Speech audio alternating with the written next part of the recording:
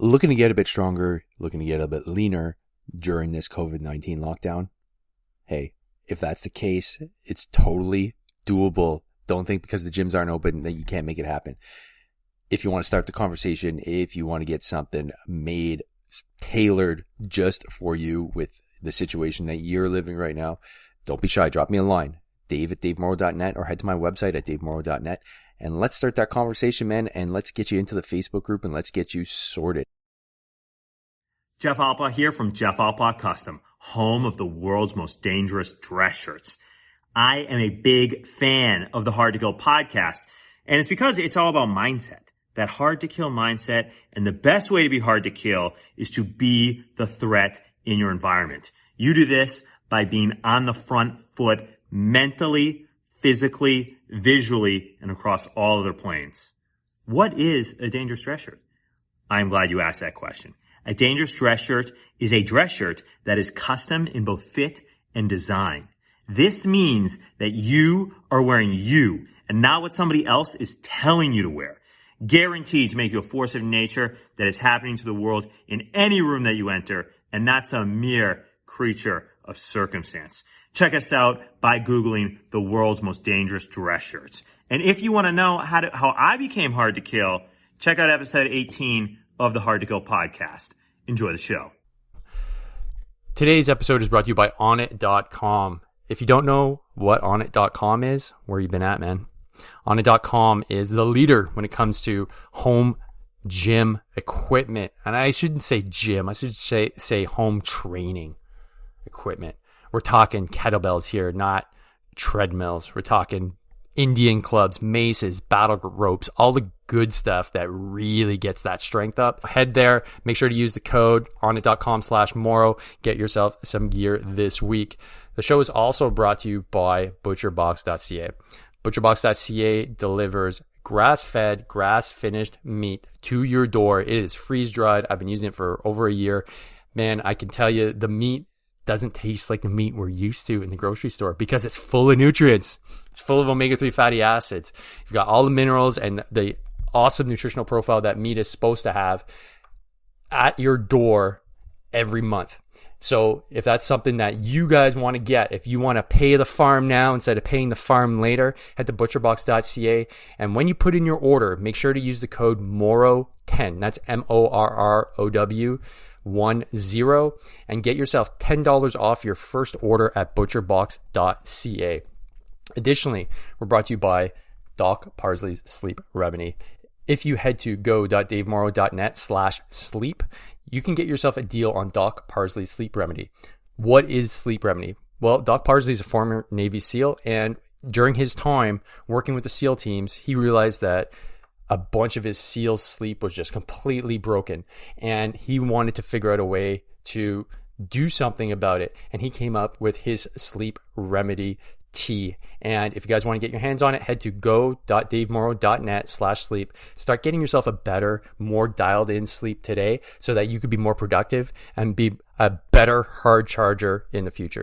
Before we jump in today's episode, I want to give a shout out to a few of the hard chargers that are currently and have just recently finished up the Hard to Kill training program. So shout out goes to Josh Folkerts for absolutely just crushing his mid-program reassessment by decreasing his 2.4K runtime by over 1.5 minutes and adding more than 30% more reps to his push-up maximum. Good job, Josh. And Tom DeLutis, who just finished up his Hard to Kill 12-week program, dropped 5.5 minutes off his 2.4K runtime. Wow. Improved his sit-up and push-up maximums by nearly 40% and dropped close to 5 minutes from his 5K ruck time. Tom, you're crushing it. Good job, buddy.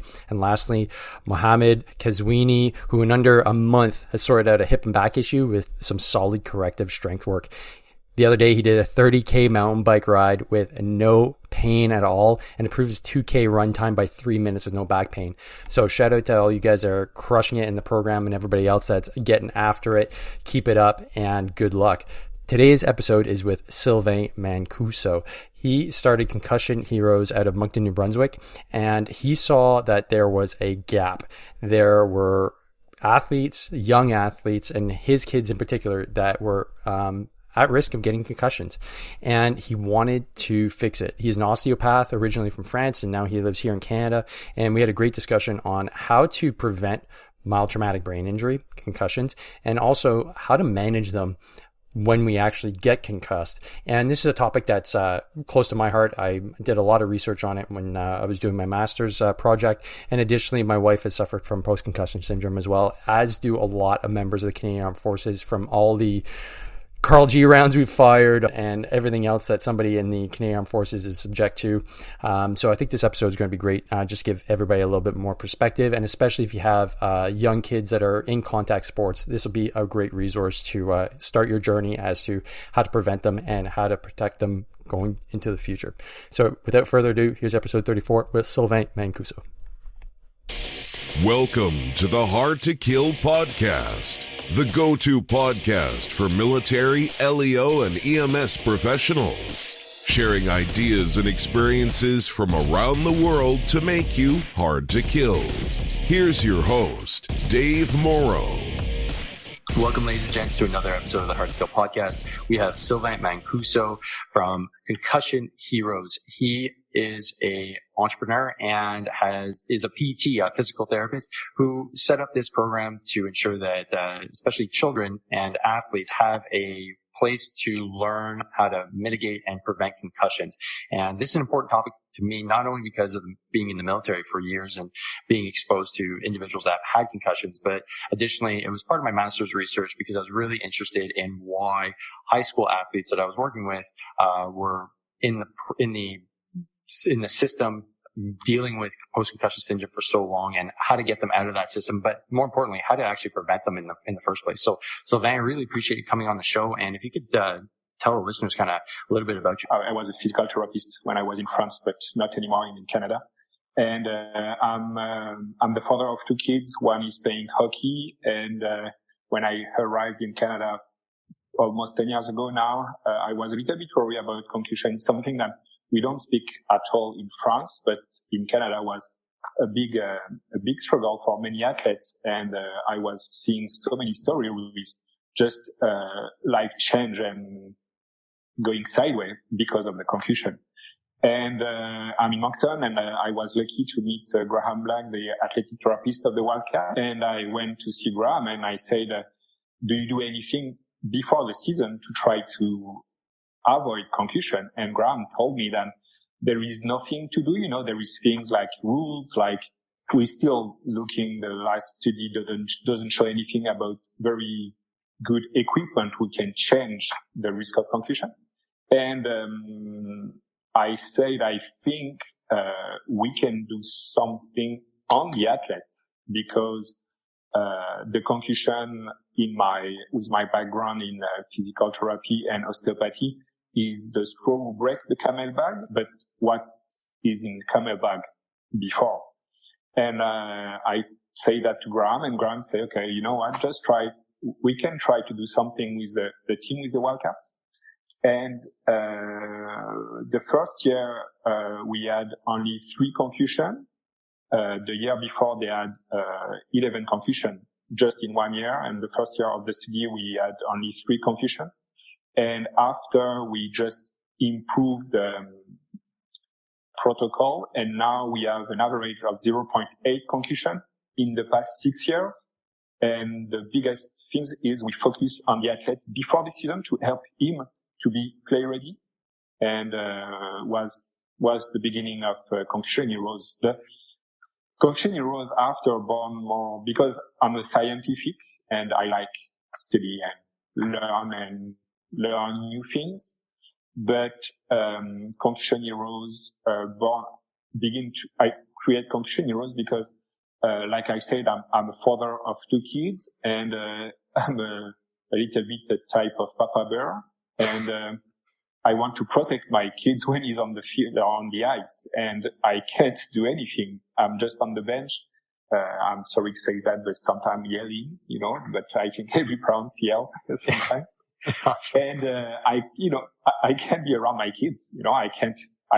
He's a tall kid, and I can be there to try to avoid shock, and it's part of the game. But it's hockey, and it's all the positive part with social life, friend and fun, but the other part that I was not liking too much, it was the injury part. And I try with my background with physical therapy, osteopathy, with the study we did with the Wildcats. I said, okay, what can I do to bring that to my son to be sure that he's going to be safer on the field or on the ice? And after I said, okay, I did that on my son. He was my guinea pig, and I think he will not sue me later. Fingers crossed. Fingers crossed. Yeah, I can cross. I think. And after I said, okay, now I think I'm not the only parents to have this worry about the injury of my kids, And I talk about boys, but about girls too, when they play soccer, when they play any impact sport. And from that, we developed because with the Wildcats, we have a part done. I'm going to see them every year at the beginning of the season. And after they do a specific program to work on some weakness in the body to try to help them to be play ready. And Graham Black is doing that with them. But this program, we try to bring it to everyone, with the online program that kids can do from home. Because we want to protect it. We want to shape a better future. I don't want to have, there is so many stories about kids, the grade go down, they can go to school. I was reading an article about a college football player who was finished his career in football, begin to be a physician. And at 42 years old, because of the concussion he had during his college career, he can't work anymore. And, and it's this type of story that I say, no, I don't want to see that. And I want to help the more people I can and give the right tool for them to protect kids, because I think is the job of the parents to try to give the best environment we can to the kids. And the Play Ready program and Concussion Heroes it's there for that. That's amazing. You touched on so much good stuff. So the why here is really awesome. You obviously have a skill set and you wanted to apply it the best way you could. And when you're working with the Wildcats, I'm assuming you're working with the hockey team. Yeah. Okay, because that's for those of you who don't know, the Wildcats are a junior hockey team, right? Out of Moncton. Yeah. Right. So it's pretty high end hockey, here in Canada. For those of you that, aren't familiar with the Canadian hockey system here. So, these guys are ranging the age from, I think, 16 to 18, 19, or a little bit older. No, it's, 16, 20, but, right. It's just before the NHL. Right. Exactly. So, these guys are playing high level hockey, and, so they move fast. They're big boys. They're hitting hard. So that's cool that, you went from 11 to basically one a season. So obviously proof of concept there. Like that's really cool. And when you mentioned like the GPAs, that kind of sparked something for me, because I did some research on that. One of the things that kind of stood out was like GPA scores. If you had 2 or more concussions, it was significantly reduced. And like permanently too. And that was kind of like that was like an oh shit moment, for me, when looking at how to mitigate concussions, because if you can mitigate them a little bit better, the chances of that happening are lower. So would you be able to just describe kind of like what is a concussion? Because I think a lot of people are confused about, just the mechanism of injury and how they come about. Okay, the two main mechanisms for concussion is direct blow to the head. You hit your head on the board or on the ground or on the field or anywhere. And the second one that people doesn't think about is the whiplash type injury. The idea is you are going to receive a shock in your body and your head is going to jolt.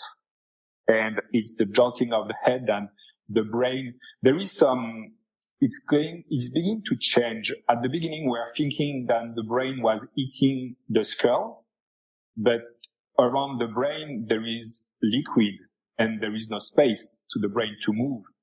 But when you see a jello and you move that on the plate, I'm sure everyone did that, you can see that the jello is moving like that. Mm-hmm. It's turning around. And it's why when I think many people knows about CTE, chronic traumatic encephalopathy, and the biggest damage in the brain is in the middle of the brain, in the gray matter. And it's because the brain is moving on himself, is turning around, is a torsion on the brain. And when you receive a shock on the body, your head is jolting like a whiplash and your brain is just moving on himself because it's like a big jello. And that's the two biggest mechanism for injury in concussion. So, for us that served in the military, and if you're in a combat zone, and I never got blown up, so thankfully I didn't have to go through it, but a lot of guys did. And so therefore there's quite a few concussions, and that not just from explosions either. I mean, if you jump out of an airplane, you land hard. The chance of concussions are there too. So, so that kind of stands to reason, like that shock, that blast wave, that shock going up your heels. These are all things that can lead to concussion, if I understand correctly, right? Yeah, because the idea is, your brain is the central system. We need to protect it, and all your body needs to be ready to avoid, because for example, when you walk, the shock wave comes from the feet is at 120 kilometers and slowly it reduced to less than 5 kilometers in the brain, because all your body is doing its job to reduce the shock wave. Now, when you receive a shock in the chest, for example, if your body is too tight, you can imagine that the shock wave is going very fast to your brain. I'm sure you have the example of these people have car accident in a big, I'm sorry, I'm not going to do any brand things or F-150. And they are completely in bad shape, headache, pain everywhere. And the other one in the small Honda Civic has nothing. Why? Because the the F-150 has a frame so hard that the shock wave is going to the driver. But in Civic, because it's a soft car, all the shock wave is absorbing by the car, and you have less shock wave going to the driver. And for a concussion, it's close to be the same. If you are flexible, you are going to just absorb the shock wave, and your brain will be more protected. And for the blast, I'm pretty sure it's going to be something like that too. If you can just receive the blast and be more flexible, you could reduce the shock wave going to your brain. But after, there is no study about that, but could be anything. Makes sense. So there's a fitness component then to reducing the chances of concussion, or at least the severity of concussion. Yeah, because when I say the two mechanisms, when I was talking about the blow to the chest or in the body, the idea is to try to lower the speed of the head jolting. And some studies say that it's good to have a big muscle, try to keep your head straight. There is some result will show an efficiency, some other doesn't show an efficiency.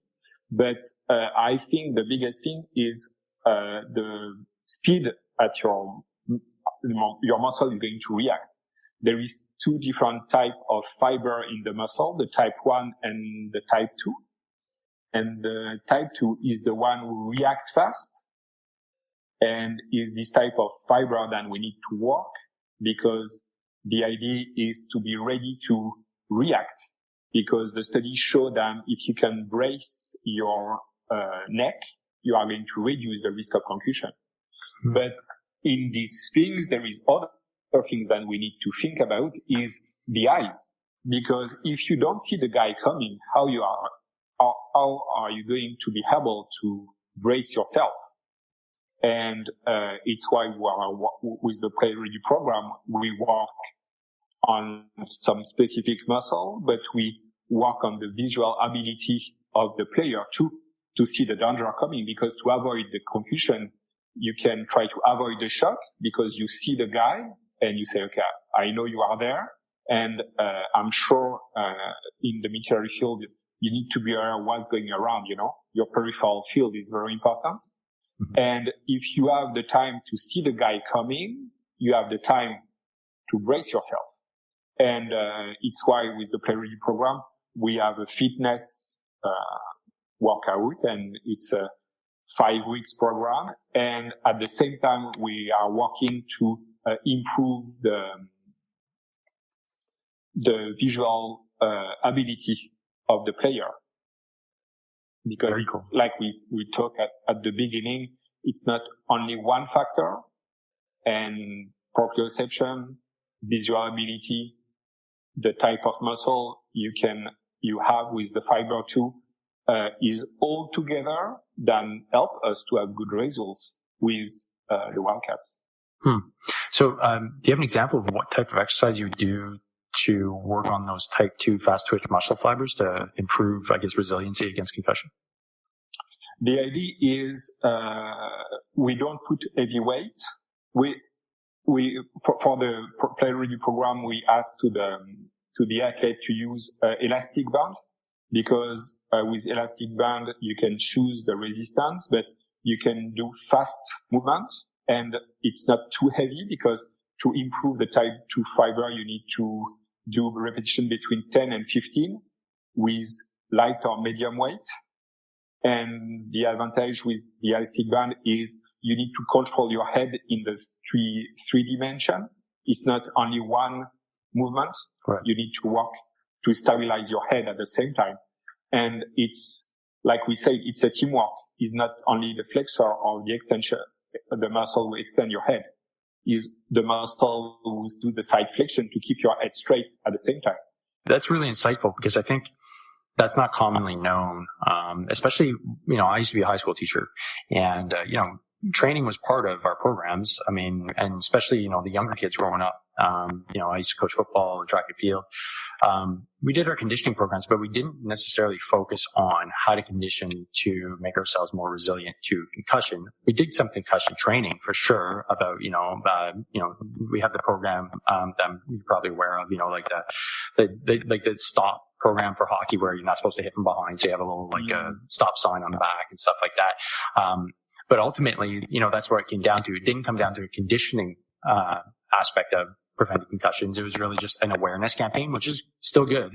And then if somebody was experiencing any kind of, concussion syndromes during a game or practice, you were pulled away and then put into the protocol. So the fact that there's some sort of conditioning aspect to it, obviously has some good results, because you see it within your Wildcats team. So, with that being said, if somebody already has a concussion, what can you do in order to speed up the recovery and just make sure you recover completely? The idea is everything you have before concussion is going, one, to increase the risk of concussion, and two, the recovery time. When you have a concussion, for example, I have a patient come with a concussion, because we can't avoid all the concussion. We just not work. We don't only work on the upper body or the neck. It's a complete checkup from the head to the toe. Because, for example, if your ankle is not moving correctly, you can imagine that all your balance is not right. Is the foundation. And if your foundation is not straight on the ground, you can imagine that all your body is going to try to work around. And we want to remove this work to help the player to recover faster. I think sleeping is, but it's more the physician who's taking care of that. Sleeping is very important. After concussion, have a good sleep. I think what you eat too, all the inflammation and can bring, because you don't eat well, you don't avoid sugar or milk or things like that, can help to recover faster. I think taking care of your eyes too, because have a good diet about vitamin A, B, and D for eyes. It's very good. Eat fish or things like that. It's not only one factor who is going to help you to recover. It's a global work who is going to help you to recover faster. And for example, when I see my patient, I'm focusing a lot on the body, but the upper back is very important because in the upper back there is the sympathetic system who control the blood flow in the head.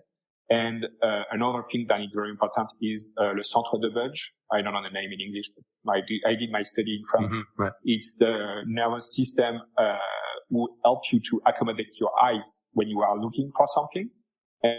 And studies show that when you have an issue with your T1, T4 area, your accommodation is slower. And, after a concussion, when you have pain everywhere, if you receive a big shock, we are working on the upper back to help that. And we work on the neck too, because it's a mechanical relationship and the blood flow come from the area to the brain. And we work on the C0, C1 joint because the parasympathetic system was working on the accommodation of the eyes is there too. And it's a big cleanup. The idea is try to help I'm going to say player, but the patient to just go down and calm and have the capacity to recover, because if everything is too high, it's hard to do anything. Mm-hmm. And my job is just try to take the patient in his globality and clean everything I found to try to help him to go down and slow down and relax and be ready to recover. Right. So getting into that like parasympathetic nervous system where you can actually chill out is really important, it seems. And it's not just one fix. It's really the entire package. And I mean, that's more and more, like the more people, more experts I get to talk to. Yeah, like you said it, sleep is really important, but it's not just sleep, it's nutrition. And it's not just nutrition, it's mobility. And it's not just that, it's power and flexibility. And so really you need to ensure that your body is good to go and you fix the little things bit by bit. It's a daily, weekly, monthly, lifelong process. So very cool that, the concussion is a symptom, but the whole body needs to be looked at as a whole in order to get back on your feet. And I could say, like, just from seeing my wife go through it, she gets flare-ups every now and then. And it was years ago that she had these problems. And essentially what's helping her is that her physio works on her neck. And that whole T-spine area, it's cool how it's all connected. I didn't understand why, but you made it pretty clear there. So that's really cool. So Sylvain, how do people get a hold of you? And like, if there's an organization out there, a hockey team, sports team, school, whatever it may be, how do they get a hold of you to find your training programs or just get a hold of you and try and consult with you? We have a website, concussionheroes.com. There is some information. We have the Play Ready program that people can download and do the exercise at home to prepare the kids. On the website, we give some advice about feeding, drinking, what you need to avoid before a game. For example, screen time. It's a shame, because when you spend too much time on the screen, your peripheral vision is going down, and at the same time, your posture is bad. Is a head forward position. And just for a simple example, when your head is bent over, the weight of the head is not 10 pounds, but 40 pounds. Now try to imagine that you are in a bad posture, receive a shock, and your muscle, they need to stop a ball of 40 pounds, not 10 pounds anymore. And we give advice about good habit to have. We give advice about what you need to drink, when you need to eat too, because the fuel you put in your body before a game is very important too. We give advice about sleeping. The idea is improve the awareness and changing the state of mind about we can't do anything against concussion. We can act before, and we want to have the more people involved in that. And they can go on the website. We are working on the coach area. Then coach can take some advice about teaching more on-field awareness with simple exercise, because it's good, the techniques, and it's good, but kids needs to have the ability to watch around. And so many times we hear coach on the bench say head up, but they don't work that enough during the practice. But it's very hard to do that, but we try to give some advice about that. And there is a part that we are going to try to put an online course for therapists, to have more therapists involved in the cause to lower the risk of concussion. And we try. Yeah, the idea is to have more heroes with us. That's more awesome. Heroes against concussion. That's awesome. There can't be enough. Like, there's such a big need for, at the high school level, at all levels, to have just enough specialists like yourself to be able to actually identify and then treat. It's just, I know there's not enough being in the high school system. It's just, there's not, you go to your GP or your regular doctor, they're not specialists. They don't know necessarily how to properly treat and get, let's say a 14, 15-year-old back on their feet without referring to a specialist, and there's just not enough. So it's cool what you're doing, man. It's a really cool concept. I'm glad you're getting that info out there. And just to touch back on, you're talking about, nutrition and, just if you're an athlete, it's really important. As a human being, it's important. But, if you're an athlete, like the ones that you work with, taking care of your nutrition and health seems like a no-brainer. And I think we get this idea that even the pros, they must be really dialed in. But like, I know from a friend who deals with these pros, just because they're in the pros doesn't mean they're taking care of their nutrition. Like, they're still 20-year-old guys making millions of dollars, and they're still eating Cheetos and hot dogs. So before the game, I know. So, if you're doing a few things right, don't think that you're not in that caliber of like high-end individual doing, what we do like on a regular basis. Whether you're a dad and whether you're a weekend warrior, you can get banged up and get a concussion just as easily. So it's important to take care of yourself. And it's cool that you mentioned those points, because I think it puts it in context.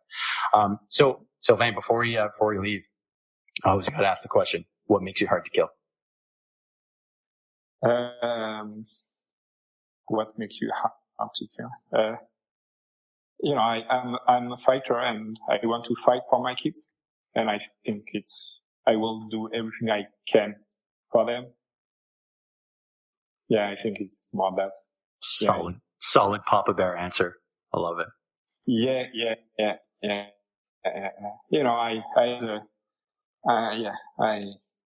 I had, the story of concussion heroes is just not thinking about scientific side and the kids. It's, in your pathway, you can have some hard time, and, my life bring my kids far away from me, and I thought to bring them back.